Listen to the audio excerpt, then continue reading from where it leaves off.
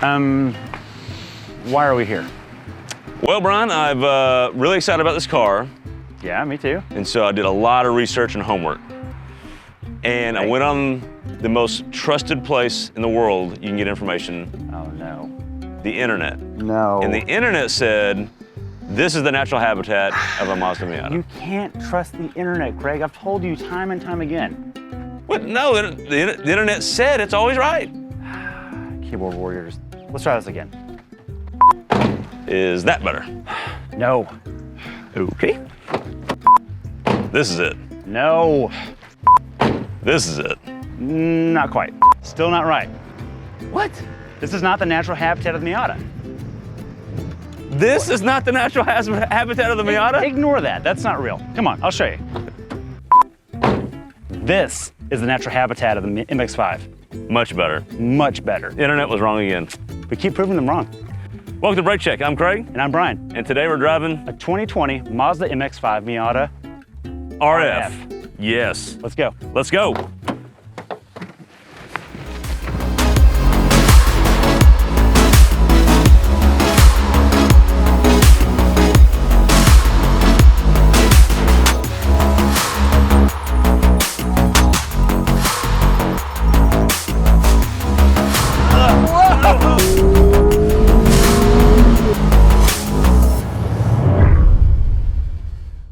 Okay, is this right? Now we're in the right spot? We're in the right spot. Okay. Now you get it. Craig, what are we driving? We're driving a 2020 Mazda MX-5 Miata RF. Yes. Don't forget the Miata part. That's yes. what counts. Yes, okay. I was waiting. I was making sure the MX-5. Here's the natural habitat, a good Yes. back road. Yes. And the reason we're here is because woo!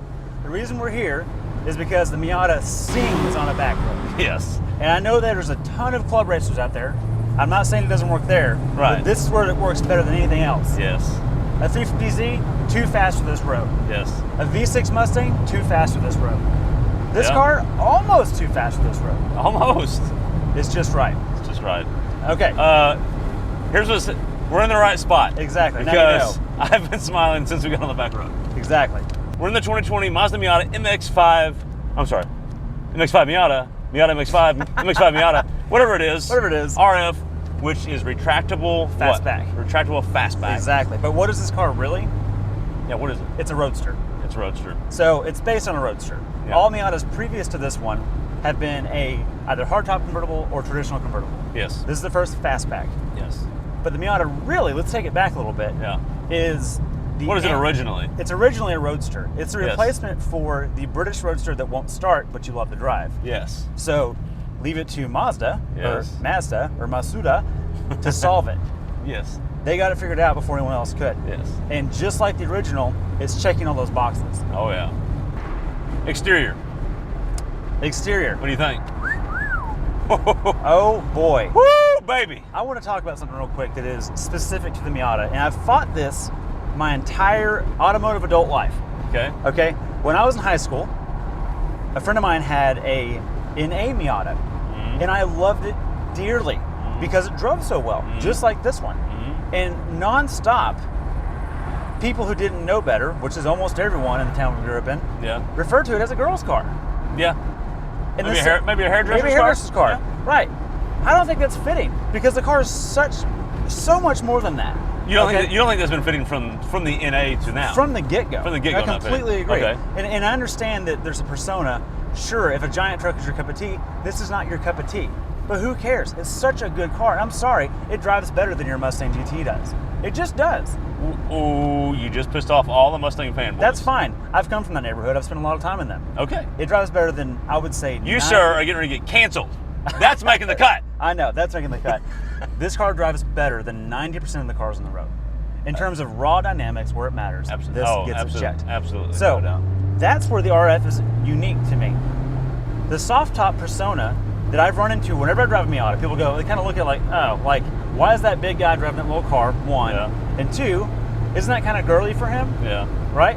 In this car, I have not gotten the girly accusation once. Do you think that's because of the color and the new ND styling, or the RF factor keeping that from happening? I think it's mostly the RF. Okay. Because if this were a soft top version, I think I would still get some of that. I think this being a fastback style, people think it's like a baby Jag. Yeah. They don't even think of it as a. Look, I almost took my head off of the visor. Brake That's how check. small this car is. Brake check and wrong gear again. That aside, to me, this thing looks exotic. It does. And the paint really helps too. And I think it captures the body lines really well. Yeah, and I think the convertible itself looks good enough. I mean, it agree. looks good. I think the RF kind of kicks it up a notch, where I've had people asking me, yeah, what is that? Yeah, I've gotten that the entire week driving the same. Is it a Jag? Is it some sort of European? Nobody knows what it is. They don't think it's just a Mazda. The RF makes it look less Miata-y. It does. Less convertible-y, and something exotic. Exactly. Yeah, and then the Soul Red, I think, is another factor, which kicks it up even another notch, and it just looks, it makes the car really special. This Soul Red is so good and special that I would get my dog painted this color if I could. It looks phenomenal. Okay, so if that so was Moose might be legal- red soon. This might be red Soul soon. Micah red soon. Soul Micah Red. As good as it looks on the outside, I think it looks just as good on the inside. Yeah. Minus this big plastic thing sitting in the middle of the dash. But that's okay. That's every car's doing that these days. I get it. I'm over not it. necessarily dogging it. That's just part of it. Well, but instrument panel is great. I'll dog it, but I'm okay with it. Yeah. You Okay. know, it's one of those things that I'm going to give it crap, but it's never once going to retract me from liking this car. No, that's not going to keep me from buying it. But that being said, I'm fine with it not being there and being a traditional radio as well. Right. When they ask me to redesign it, I'll take that out, or Sure. an option to take it out. Have you noticed that the this bezel under that, with the vent and the hazard lights and this other vent, looks just like the taillight? It does, and I really like the simplicity and cleanness of that design. Yes, I really yes. do. I can get really comfortable in this car. It's a little harder for you. Good for you. A little harder for you in the Yeah. RF. Well, to me, this is not a retractable fastback. This is just a no-top fastback. So Right, because you can't drive. I it with can't the top drive without it. Yeah. I mean, I can, but my head's like this the entire yeah, time. like this the entire time.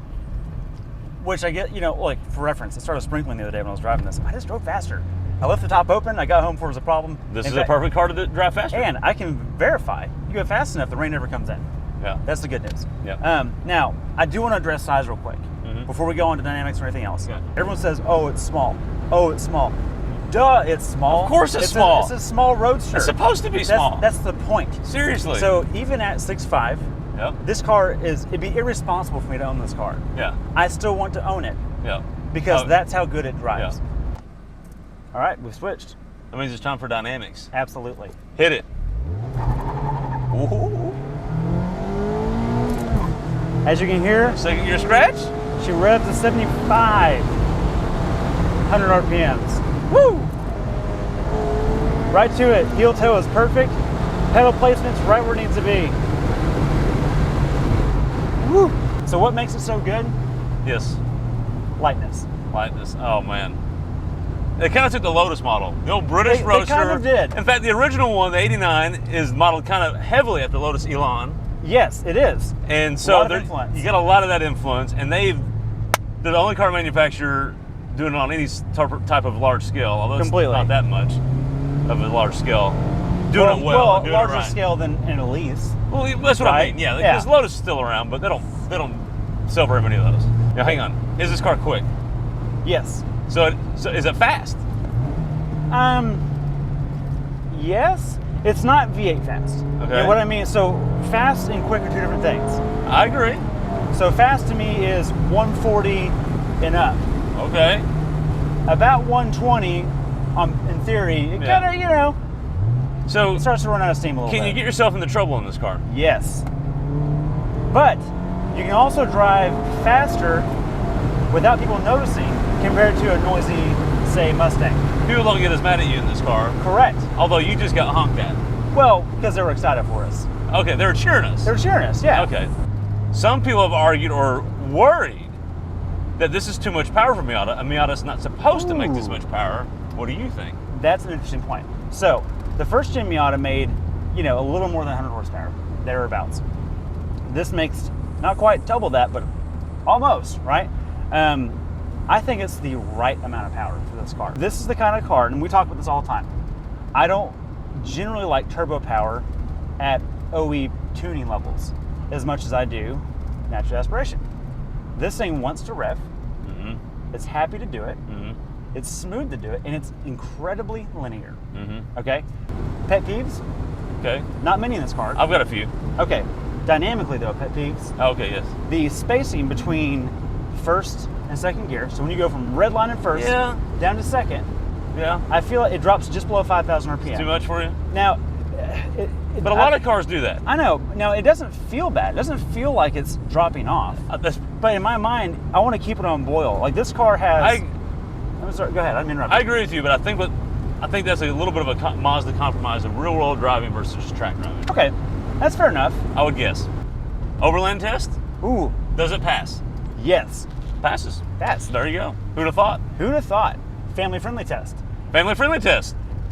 It works. Yeah. I mean, you Gets it done. You can do it. Yeah. Yeah. I have a family. I've been driving this car all week. Yeah. Run through test. Run through test. One of the easier cars to run through. Did quite well. Very good. Top up and top down. Do it either way. Either way. Steering. Mm-hmm. I'm going to say it. This is not the sharpest steering in the business. Mmm. But I mean that in a good way. Okay. So, if you've ever driven a Focus RS, I've not. You you've have not. You've driven a Fiesta ST though. Yes. And a Focus ST, Mhm. which are both quite good. Mm-hmm. Very quick, Yeah. but quite good. Yeah. This is more communicative than either one of those, Mm-hmm. but it's not as fast of a ratio. Mm. But that's okay, because this is the right ratio.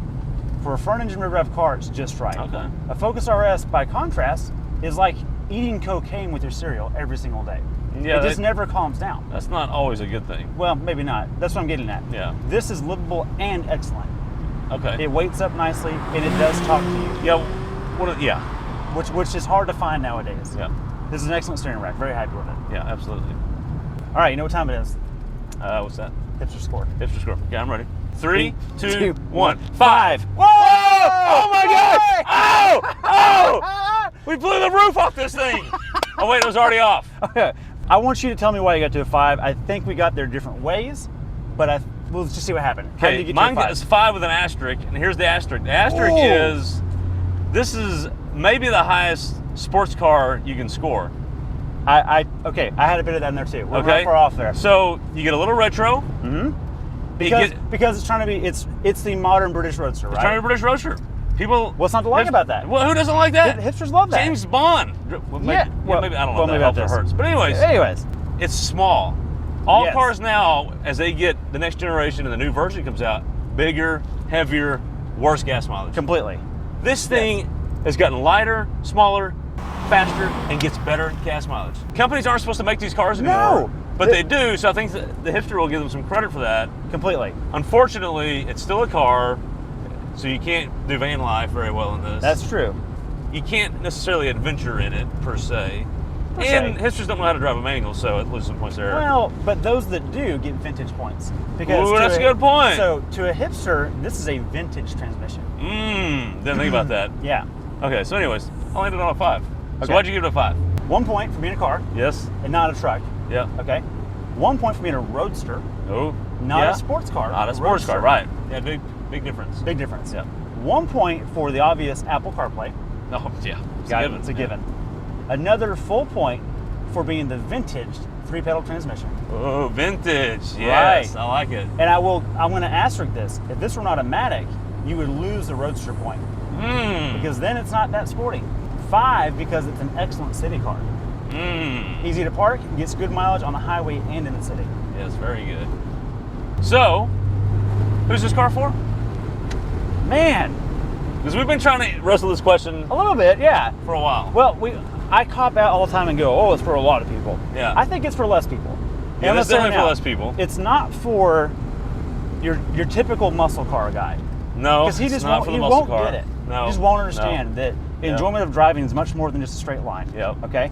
It's not just a hairdresser's car, as we've identified. Dude, this is much more than a Way hairdresser's more car. than that. Yep. Especially in RF form. People Yep. don't even see it as that anymore. Yep. I think it's for the backroad connoisseur Yep. who appreciates vehicle dynamics that talk back to you. The clutch is incredibly forgiving. It's easy to drive. Yep. Right? So I could, I think it's for the person that wants to drive and values driving feedback more than anything else. Yep. Whoa! right. On that note, let That's- us know for terrible or bearable. That I thought we were done. You just said No! don't use that. That's back. It's back. Okay. I couldn't help it. It's the heat of the moment. Yep. Okay, I'm so confused. Don't forget to like. But that's the show. That's it. It's over.